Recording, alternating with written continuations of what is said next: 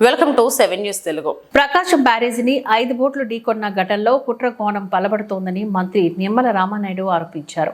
దర్యాప్తు అధికారులు కూడా ఇదే అనుమానం వ్యక్తం చేస్తున్నారని అన్నారు. బ్యారేజీని ఢీకొన్న పడవల్లో ఒకే యజమానికి చెందిన 3 బోట్లు ఉన్నాయని చెప్పారు. లంగర్ వేయకుండా 3 బోట్లను ప్లాస్టిక్ తాడుతో కట్టారని చెప్పారు. బోటు యజమాని వైకాపా నేత కావడం కుట్ర కోణాన్ని బలపరుస్తోందని చెప్పారు. 45-50 టన్నుల బరువున్న పడవలు 67, 69, 70 గేట్లను దాటి కౌంటర్ వెయిట్లను బలంగా ఢీకొట్టాయని అన్నారు. అదృష్టవశాత్తు బ్యారేజీకి సంబంధించిన ప్రధాన కట్టడం గేట్లకు ఇబ్బంది లేదని చెప్పారు. నందిగం సురేష్, తలసిల రఘురాంకు బోటు యజమాని ఉషాద్రి రామ్మోహన్ దగ్గర మనిషి వాటికి వైకాపా రంగులు ఉండటం పలు అనుమానాలకు తావిస్తోందని చెప్పారు. బుద్ధన్న రాయనిపాలెం వైపు ఉండే బోట్లు వరదకు ముందే యువతలకు వచ్చాయి. సుమారు 1.5 కోటి విలువ చేసే బోట్ల పట్ల ఇంత నిర్లక్ష్యంగా ఉంటారా అని ఆయన ప్రశ్నించారు. పై స్థాయి ఆదేశాలు లేకుండా విలువైన బోట్ల పట్ల నిర్లక్ష్యంగా ఉండరు అని నిమ్మల రామానాయుడు ఆరోపించారు. 40-50 టన్నులు ఏదైతే ఒక్కొక్క పడవ దాని వెయిట్, అటువంటి బరువైనటువంటి పడవలు అంత వేగంగా ఆ రోజునటువంటి వరద ప్రవాహంలో కొట్టుకొచ్చి మరి పర్టికులర్గా ఏదైతే ప్రకాశం బ్యారేజీకి సంబంధించి 67, 69, 70 గేట్లను దాటి ఏదైతే కౌంటర్ వెయిట్ ని బలంగా ఢీకొనడంతో కౌంటర్ వెయిట్లు దెబ్బతినేటువంటి పరిస్థితి మీ అందరికీ తెలుసు.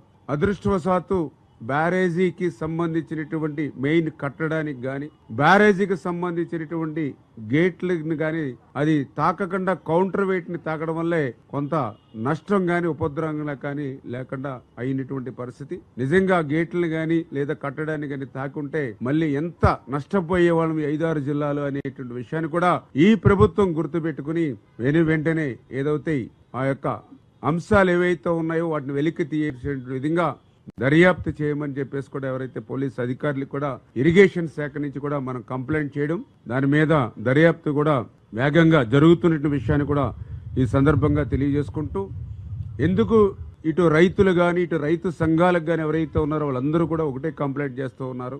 ఇదంతా కూడా అనుమానాలకి తావిస్తూ ఉంది.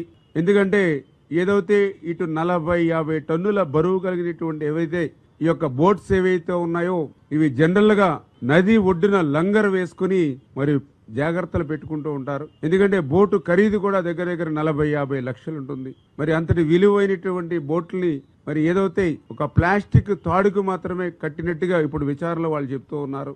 అది కూడా 3 పడవలను కలిపి ఒకే తాడుకి మరి ప్లాస్టిక్ తాడుకి కట్టి ఉంచినట్టుగా మరి వాళ్ళు అక్కడ ఉన్నటువంటి దర్యాప్తు వారి ద్వారా తెలుస్తూ ఉంది. 5 పడవల్లో ఈ 3 పడవలు కూడా ఎందుకు అనుమానాలకు తావిస్తుందంటే ఒకే యజమానివి 3 కావడం, ఒకే యజమాని 3 ఉండడం, ఆ 3టిని కూడా లంగర్ వేసుకోకుండా ఒకే ప్లాస్టిక్ వైర్ కట్టుకోవడం అనేది కూడా అనుమానాలు తావిస్తూ ఆ 3 పడవలకు సంబంధించిన యజమాని కూడా ఉషాద్రి ఎవరైతే ఉన్నారో అతను కూడా ఆ ప్రాంతంలో ఉన్నటువంటి కోమటి రామ్మోహన్ ఎవరైతే ఉన్నారో అతనికి మరి ప్రధానంగా మరి అనుచరుడుగా ఉండడం, ఈ కోమటి రామ్మోహన్ ఎవరైతే ఉన్నారో మరి జగన్మోహన్ రెడ్డికి అత్యంత సన్నిహితుడు అయినటువంటి తలసిల రఘురాం మీ అందరికీ తెలుసు. ఆయనకి ఈయన రామ్మోహన్ బంధువు కావడం, ఈ రామ్మోహన్ అదేవిధంగా ఈ ఉషాద్రి వీరు వారి యొక్క బంధుత్వాలను గాని వైఎస్ఆర్సీపీ పార్టీలో చేస్తున్నటువంటి సేవలను గాని ఎక్స్ ఎంపీ నందిగం సురేష్ గారు ఎవరైతే ఉన్నారో మరి వారి కనుసన్నల్లో ఆ రోజు పెద్ద ఎత్తున